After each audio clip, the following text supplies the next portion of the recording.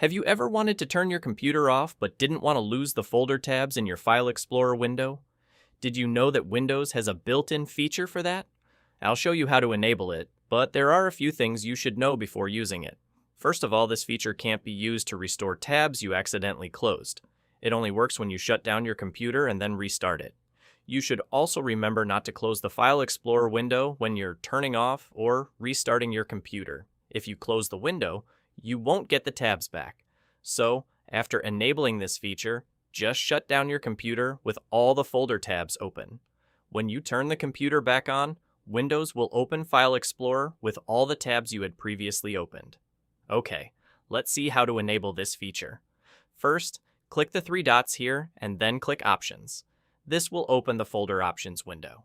Go to the View tab, scroll down a bit, and you'll find the Restore Previous Folder Windows at Logon option. Enable it and click OK. Now it's enabled.